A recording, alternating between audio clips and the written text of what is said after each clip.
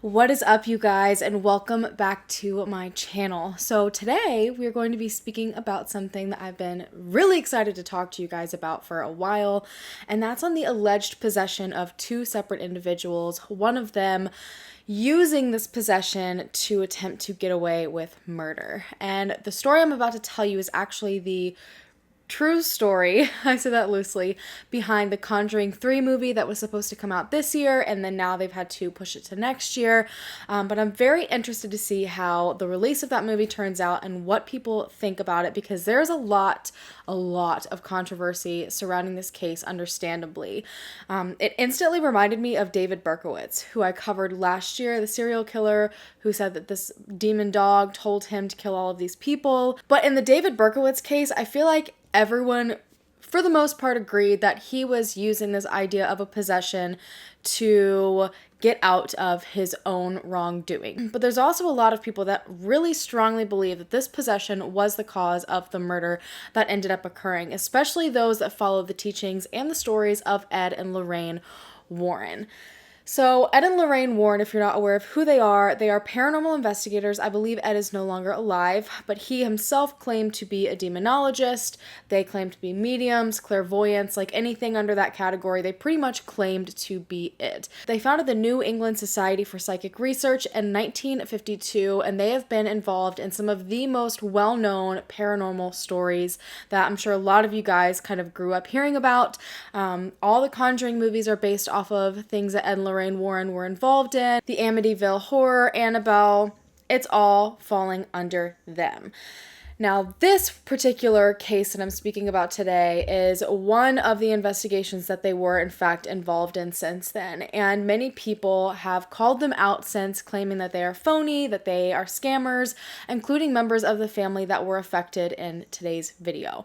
So it's a long, kind of complicated story, and keep in mind while I am saying this that a majority of this information did come from Ed and Lorraine Warren themselves.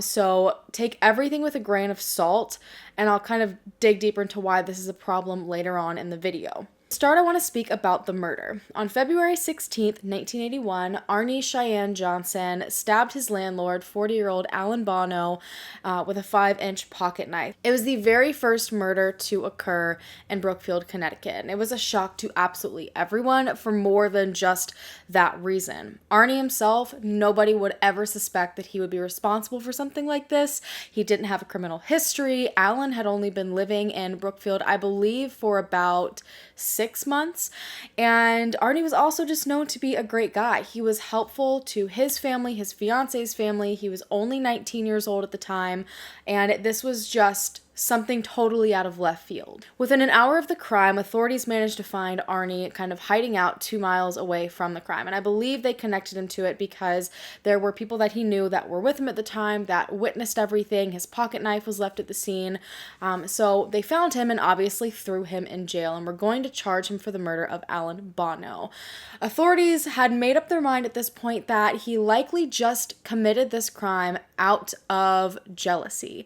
Arne was engaged to 26-year-old Debbie Glatzel at the time, and it was believed that Alan may have overstepped his boundaries or have done something to make Arne upset in regards to Debbie that caused him to act out in the heat of passion.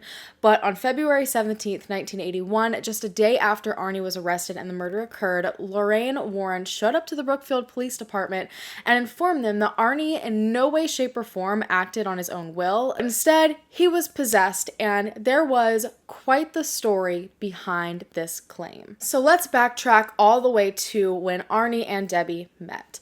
So I believe Arne was only 12 years old at the time. Debbie was quite older than him, and they kind of ran into each other at the supermarket, and Arne's mom and Debbie kind of hit it off.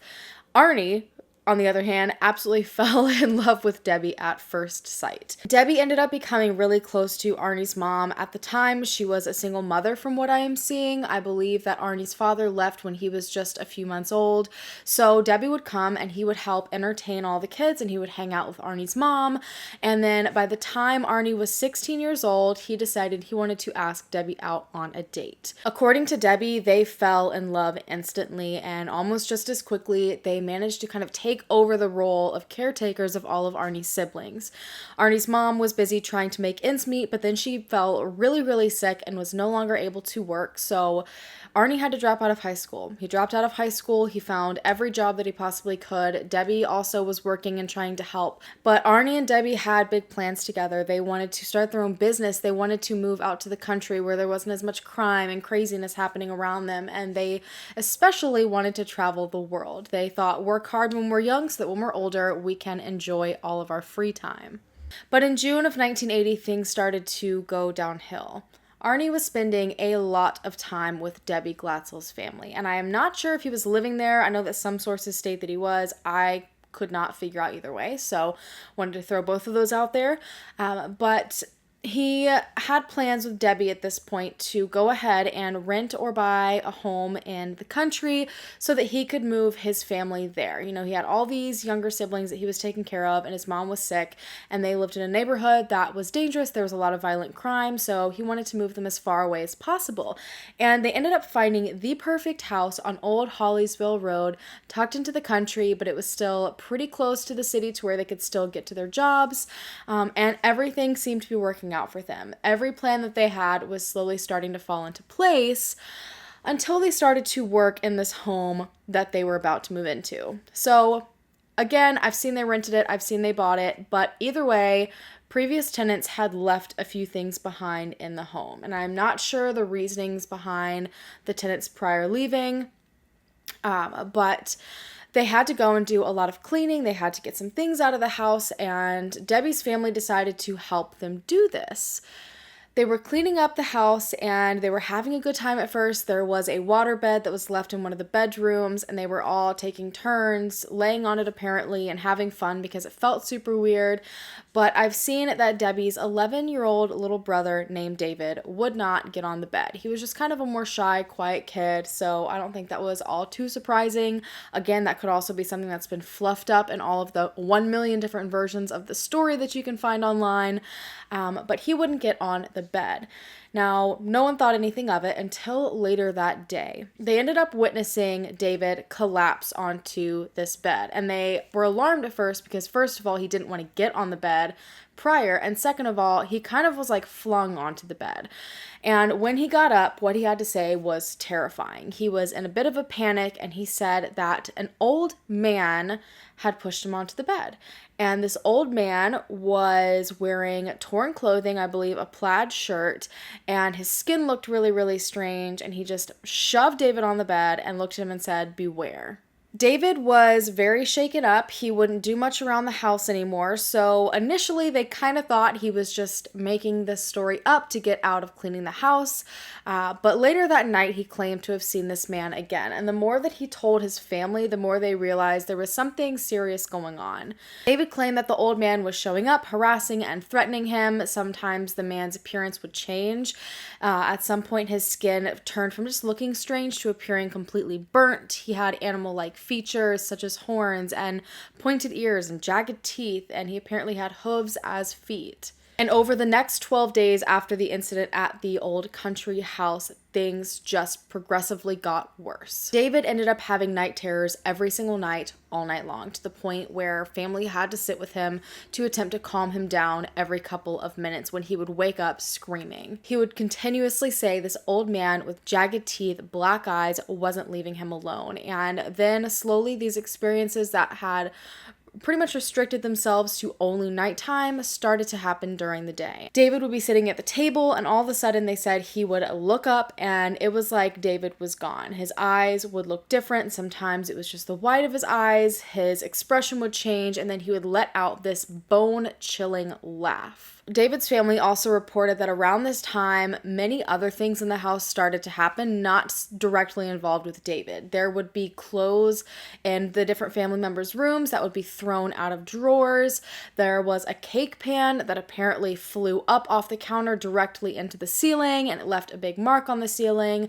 And then apparently, I think it was the house that Debbie and Arne were supposed to move into, they started to hear very strange noises coming out of the attic. David's parents said that they would watch as David would be tossed around by invisible hands, is what they called them, like a rag doll. He would just be thrown across the room, and then when it was over, he would have marks around his neck. He would apparently speak in voices that were not his own and quote the Bible and Paradise Lost. The family was panicked. They had no clue what to do, and they started referring to this man as the Beast. And finally, they decided to contact St. Joseph's Roman Catholic Church in Brookfield. And the church came out to bless the house and check on David, and immediately after doing this, they realized blessing the house wasn't going to work. This wasn't going to be enough, so they got in contact with Ed and Lorraine Warren, saying that this was way bigger than something that they could deal with on their own, and they needed a little bit of help. Ed and Lorraine Warren pretty immediately came out, and there's an interview with Lorraine where she says that she kind of knew before even entering the house that there was something wrong. It was much warmer that night than she said it typically would be. Ed and another person that was accompanying them both tripped on their way into the house, and when they got inside, they could feel there were multiple different presences within the house. They witnessed David and the things that would happen, and they finally decided to declare that he was suffering from multiple possessions and that it was very likely an exorcism would be needed. Blessing the house again didn't work, so they decided to take David to the basement of the church and perform something that they called, I think it's technically called a deliverance, but they refer to it basically as a lesser exorcism because the bishop has to approve a full exorcism, and there has to be, I believe, and don't quote me on this is just from my brief research that I did into the Catholic Church at the time, but a bishop has to approve an exorcism, and there has to be a certain number of psychological tests done by doctors and things like that before they will say, okay, this is not just mental illness, there's something going on, a possession, and then they will perform it. But apparently, the bishop would not agree to an exorcism. They performed a handful of these lesser exorcisms, and not a single thing was happening. It apparently was so loud in the basement of the church, they realized they could not do it in the church any longer. They had to move it somewhere else. And they have pictures that they claim are from some of these lesser exorcisms of David screaming, and I won't show them because David is trying to heal from all of this. But two of the younger priests apparently went to the bishop and begged the bishop to let them do an exorcism. Now, I've seen a couple of different versions of this, that David's family didn't want him to go through a full psychological evaluation because they were worried that their son was going to be injected with things and have all these terrifying tests done to him. But I've also seen that Ed and Lorraine Warren brought in someone, and this person evaluated David and was able to say that he did have a learning disability, but it was nothing that would cause what was happening at that moment. But either way, I guess the requirements just were not met for the exorcism, the full exorcism to be done. The Warrens gave a final estimate when it came to the different entities in the house, and I think their final number was 43 demons and 2 devils were residing in the family house, and that's why all of these different things were happening. That's why the energy was so off, and they said that the number was just growing. So they kept on performing these deliverances, and I don't know who exactly from the family would attend these. I don't know if I'm assuming his parents attended these. I believe Debbie went to them. And I also know that Arne also went to these, because keep in mind, Arne and Debbie met when he was 12 years old. He's now 19.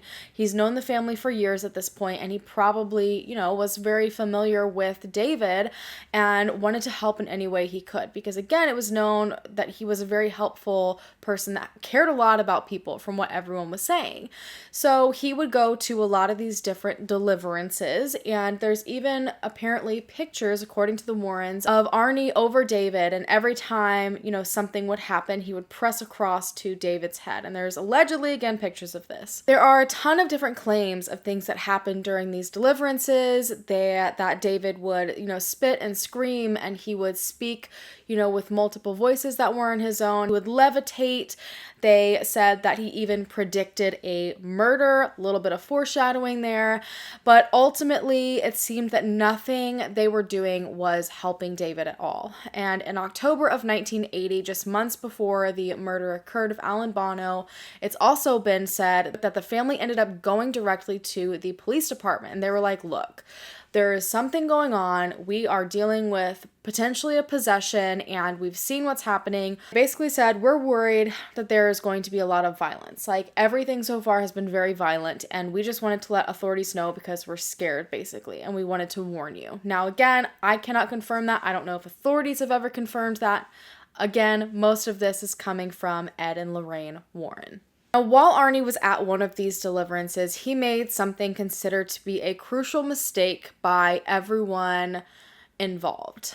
He started to taunt the demon. He started to say, take me instead, mess with me instead, leave my little buddy alone. You need to leave David and come on to me. I can handle you. And he also decided to go back to the house that he was supposed to move in with Debbie, where all of this started. Now, I've seen a couple of different versions again of this. I've seen that he went to a well on the property. I've also seen that it was just believed that a well on the property could have been involved. And I've also seen a version that Debbie herself has stated that they both went back together and they were standing inside of the house, staring out the window, and all of a sudden Arne said, there he is. There is the demon.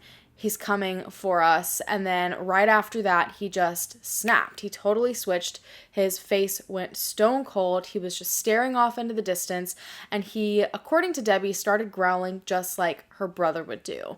The Warrens have claimed that they told Arne not to do this, that after he taunted the demon, they specifically said, do not go to the house, do not go back to the well, because at this point they had already agreed that they were no longer moving into this house, but he still was just angry. He was frustrated and he wanted everything to stop and he felt he could take it on, so he did anyways. And according to Debbie, from that moment up until the murder, he had 5 separate episodes that made her believe he was in fact now possessed as well. Her brother was still struggling with the possession. I'm not sure how frequently things were happening. I'm not sure if they were performing these deliverances anymore. But Arne would have random outbursts. It apparently was not at the same rate that David seemed to have these different episodes, but he would apparently scream in church that he needed to get out. He would wake up in the middle of the night at one point and he started screaming something about hell. And on the very last day that she remembered him having an episode, it was the day that the murder occurred. And she said she was terrified that day because she heard 2 voices come out of Arnie's mouth at the same time. So Debbie and Arne met Alan Bono while David was obviously still struggling with everything, and I think things just became a little too difficult. I think this was around the time when Arne was getting a little frustrated and he was, again, telling the demon to take him instead, and so they decided they had to get out of there. They had to move into their own apartment and kind of get some space. And this is when they decided to move into an apartment above Alan Bono's kennel.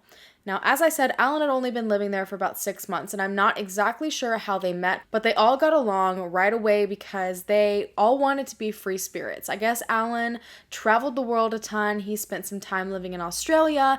He spent some time in a couple other places. He had just come up from Florida after living with his sister because his sister owned a couple of kennels in Connecticut, and she decided, you know what, I need you to take care of these, go on up and deal with it. But unfortunately, Alan had absolutely no idea how to take care of animals, so that was a place where Debbie decided she could step in. She offered to help, and Alan ended up giving her a job. She made sure all of the animals were fed and taken care of, that they were given exercise, all of these things, made sure all of that portion of the kennel was running while Alan did the rest of it. And Arne ended up helping out a lot as well. At the time, Arne was working as a landscaper, but he would frequently call out of work to go to the kennel instead, probably because he liked spending time with his friend Alan and also because his fiance was working there. So he would spend a lot of time as well helping out around the kennel, and this is how they ended up living in an apartment, I believe, right above it. And on the particular day that Alan was murdered, Arne had called out of work. So he told his work that he was sick, that he had a sore throat, couldn't come in, and instead he went to the kennel with Debbie, Alan, his younger sister, and Debbie's younger cousin. They had a great morning, and then I guess Alan decided to take them all out for lunch, so they went to a local restaurant. And according to those that were there, Alan drank quite a bit of wine and was acting a little bit cuckoo banana bread when they left. And they got back to the kennel, and he was just kind of acting belligerent. He was turning the radio all the way up, being very loud. And for one reason or another, Debbie decided to take the two younger girls out to get pizza. Now, I think this is kind of a weird part in the story because they just ate, so I'm not sure why she took them out to get pizza. Maybe they just didn't eat at the other restaurant. No idea, but they went out to get pizza, apparently. Now, she said that shortly after leaving, she felt like something was going to happen. She felt like something was wrong, so they decided to head back. And when they got back, Alan apparently had been drinking more, and he was acting more belligerent and encouraged everyone to go upstairs into the apartment. He turned the TV on very loud this time instead of the radio, and they said he began to just punch his fist into his hand, just like over and over and over again. And it was alarming, and Debbie was very worried, so she was like, you know what, we should probably just go. So she told the girls to leave. I believe Arne had already left to go to the car, but Alan randomly grabbed Debbie's niece, grabbed her and would not let her go. So Debbie is trying to convince him to stop and to calm down and to let this girl go, and out of nowhere, Arne comes back in because he hears the commotion, and he starts to like square up with Alan, and he's like, let her go, this needs to stop. And then according to everyone there, all of a sudden Arne just snapped. He stood still. They said it was like he was stoned. He was just completely still, strong as a rock, staring at Alan, and it scared Alan enough to let go of the young girl, so they all started to run out, and within seconds, Arne pulled a pocket knife and slashed Alan 4 to 5 times. After he did this, Arne allegedly left the house and walked straight into the woods, just casually put the knife down and walked away. Alan dropped dead, obviously, and I have seen that his wounds were apparently very severe. I believe they have pictures from what I've seen, but it was apparently bad. He had a slash going all the way from the base of his stomach up to his heart. And you guys, that like takes a lot of force, a lot of energy to do that, and it was very, very deep. So it's not like you just ran up to someone and stabbed them real quick. It was like aggressive, crazy wounds. As I said at the beginning of this video, at this point, Alan's knife was found at the scene. I have not seen if Debbie or the two younger girls spoke to authorities. I don't know if they just decided to flee or if they called authorities, but all I know is that Alan was found within 2 miles, only 1 hour after the crime, and was arrested. And Lorraine told authorities that all of this situation with David, things that they had been trying to deal with, and then Arne antagonizing the demon, led him to be possessed and then led him to commit this murder because it was not him doing it, it was the demon possessing him. Authorities stated that they were going to keep an open mind, but they were still pretty certain that this was more than likely, again, just over jealousy when it came to Debbie. There was no way to physically prove that Arne had been possessed. And also keep in mind, they had not dealt with a murder case ever before. I think there had been one prior to this, like 200 years prior, but this was the first one happening in recent times in this city. And so they're not only dealing with the first murder case, but also it's claimed that it was a possession that caused it. Arne decided to hire an attorney named Martin Manella, and the plan was to plead not guilty by reason of demonic possession. And this had never been done in the history of the United States of America. It had been done twice in England, both of which were very unsuccessful and ridiculed highly, but he decided he wanted to go ahead and try for it because all of the information that he got from the Warrens and, you know, the family and Arne and Debbie, it all seemed to add up, and he strongly believed that he could prove this. And Martin said that even when you look deeper into it, to the smaller details, it seemed apparent that this could be such a huge possibility because Bono, and the man's name was Alan Bono, Bono in Italian means good, and evil, aka the possession and the demon, tries to take out good. So maybe that's the reason why Alan Bono himself was attacked. Martin decided to fly out to England and speak to the few attorneys that worked the other 2 cases where they tried to claim demonic possession in hopes of getting tips. I know that he also spoke to a few of the different Catholic churches in hopes that they would fly in for the trial. He wanted them to testify that possession is a real thing and that this is lining up. And Martin said that he remembered this was such a huge deal that even when he flew all the way to England, people knew who he was. People saw him on the streets and they were scared of him because they knew he was involved with a man who was possessed by a demon. But most people weren't actually buying it. The media was having an absolute field day with it. The police were even getting calls from churches all over the country offering prayers for their safety. And as I'm sure you would assume happened, it became a fascinating and sensationalized story that attracted worldwide attention and cast this blanket of darkness over Brookfield.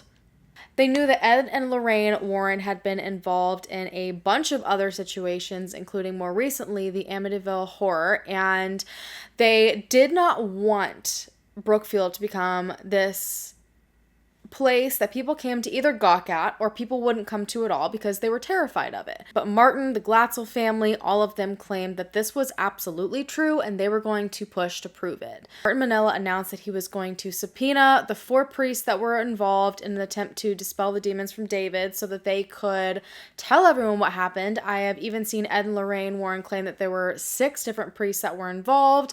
They claimed to have a recording of the 2 younger priests that went to ask the bishop for a full exorcism. They said they had tons and tons of evidence to prove everything that was going on, from pictures to other recordings. The diocese did state that they had priests working with David, and this is something that's been 100% proven from multiple resources that I've seen. They admitted it. They said, yes, we had priests working with David through a difficult time, but they obviously weren't going to state more, and they wouldn't say the exact priests that were working with him, but Ed and Lorraine Warren were very quick to name off every single one of them, and they'd even worked with a few of them in the past on other cases. But the diocese also said that they were forbidding any of the priests to speak about anything on trial anywhere, and they legally don't have to. It's, one of their rights and whatever, but that kind of caused a lot of tension in the case. Ultimately, Judge Callahan decided to entirely reject the plea that they had entered, stating that matters of this sort were impossible to prove scientifically. This was not something that could be used in a court of law. There was no way to say 100% that this was something that was happening, but Martin fought back still. He argued that despite Alan's body being cremated, that they still had his clothes. I again don't know if they had photos of him, but there was apparently a total lack of blood.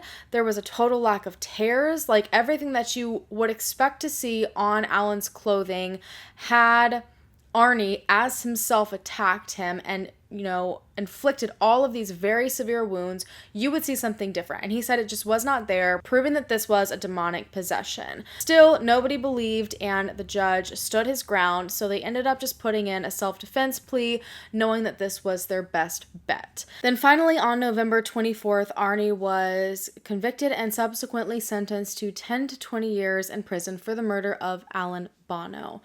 While incarcerated, he went on to marry Debbie and was released after only serving 5 years.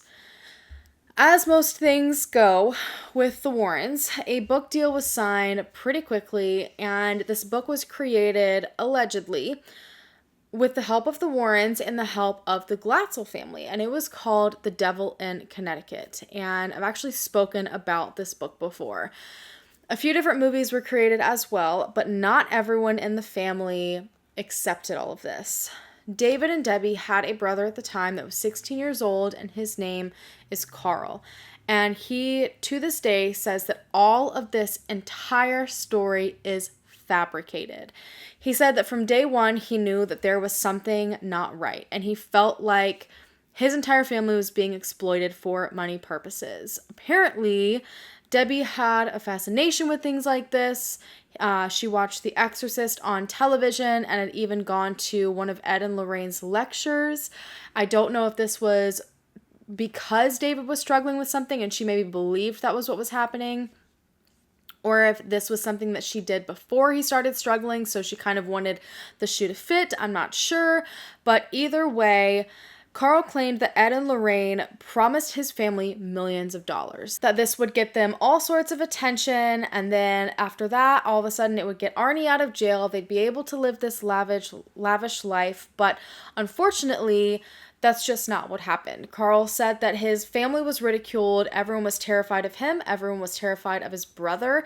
He ended up having to drop out of high school because of it. Carl said that there was never any possession, that David was just suffering from some sort of mental illness. I have not seen what mental illness they have said he was struggling with. I know that he did have a learning disability, and then apparently the mental illness he struggled with only lasted a couple of years, and I'm not familiar with anything that's like that. I know a lot of you guys are way more educated in that subject, so if you know anything, leave it down below. But that is what he says was going on, that this was just a young boy struggling with his mental health, and someone saw a way to take advantage of that and the family and destroy this entire family's life. When this book was originally published, I don't think any action was taken, but it was republished in 2006 or 2008, I believe, and Carl and David decided to sue because of it. They said that they had spent years at this point trying to rebuild their lives, get, their own businesses on track, and not be seen as the people who were possessed or the man with the brother who was possessed. And he was infuriated that the Warrens were taking all of this information and just throwing it out there, scaring the absolute crap out of everyone. But this in itself caused a lot of issues because despite Carl being very upset about the book and being angry at the Warrens, there are a ton of direct quotes, and the Glatzel family did in fact help with the book. I've seen that both parents put many quotes into that book, told their own versions of the story in that book, and they even received money from the book. And they were not saying that this was just a mental illness. They were saying that their son, in fact, was possessed. They were corroborating what the Warrens had said the entire time. But it's also speculated, obviously, because of what Carl said, that they just helped with this book, again, to get money, because that's what they were promised they would get. Maybe they did genuinely believe that, in the end, this would end up benefiting their family. Because of this, Carl decided to write his own book called Alone Through the Valley that describes his version of events and how it so negatively impacted himself and his brother, and how he ended up having to be upset with his family because of all of this, despite the fact that he believes Ed and Lorraine Warren conned all of them. A lot of people asked why he took so long to come out and say anything, and he said because he was 16 years old at the time and he didn't know that he could say anything. He felt like he had to be quiet. He had to go along with what his family and what his parents were saying and what these adults were saying. And then when this murder trial is going on, I can only imagine how he felt then. So he basically said it just took a while. He said that after it happened, he tried to just totally get it out of his mind. He was working on getting himself in a more positive space and moving on with his life and helping David. And that once this book started coming out and telling this entirely false version of the story, that he knew he had to do something because he was not going to relive what he went through in 1981. I have seen that David's father did come back and claim that he never said that his son was possessed. He said that he never told the author of the book that was never anything that came out of his mouth. But Debbie, on the other hand, still strongly stands by everything that she says happened. And she says, absolutely, my brother was possessed. I mean, she goes into detail. She's done lots of different interviews. But then you have to think of it from this standpoint of, okay, she said that, but is she saying that so that she was able to get her husband out of jail faster?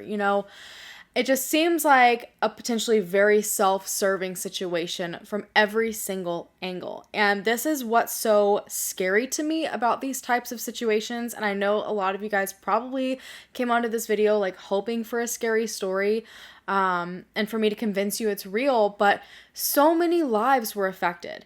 And the justice system could have potentially been affected permanently because of a situation like this. If they were able to convince someone that this happened when it was potentially something that was faked, that could have affected case after case after case, and we could have hundreds of thousands of people that could be affected because of the trickle downs from a case like this. David may have been suffering from mental illness. maybe he was possessed. I refuse to say either way because I was not there. I don't know what happened. But I cannot imagine the idea that this young man could have been suffering from mental illness, and then the response to that was, let's do an exorcism. Then after going through that and probably being horrified, then being put under public speculation, being treated like a monster for something that you cannot control. We also know that the church said that they did help David, but it is also very likely they may have been attempting to help with a mental illness. If not, and if it still was a mental illness, that means the church was now treating him like he was possessed instead of looking at the actual root of the issue, but we don't know because they won't talk. Basically, either way is pretty awful because either he was suffering from a mental illness and treated terribly, or he was possessed and nobody would fully help him. And the family was either seen as crazy when they were telling the truth, or they were scammed. So either way, it's like this whole story is a disastrous crapshoot. And then when it comes to Alan Bono's murder and how like that kind of was the big thing that put this on the map, I honestly just do not get it. I've seen stated in only like one source that Arne was very possessive over Debbie, so I could see how this could have been the absolute perfect scapegoat, like the perfect sequence of events where her brother is suffering from mental illness, lots of people are trying to say it's a possession, they're trying to make the family money, or, they're trying to make themselves money, and he's like, the perfect way for me to clean this mess up. Then on the flip side, no matter what, Alan Bono was killed. Alan Bono was brutally killed, and his family also was looped in to this gigantic spectacle. There's tons of people saying that he was killed because of a possession, that a demon actually killed him. I just feel like from every angle, I can't imagine what anyone was going through during this. And this is actually something that John Lorden and I speak about all the time. We have an entire podcast episode dedicated to psychics, and we speak about the damage that can be done. And while I do believe psychics are coming from a good place, and I don't rule everything out, I have a very open mind, more times than not, people end up hurt. I know that John is on the hunt for a case where a psychic has been credited for solving an investigation, and after we both went on a hunt for that story, on the podcast, we both came up empty-handed, and instead we came up with numerous frauds that are just conning people out of money left and right.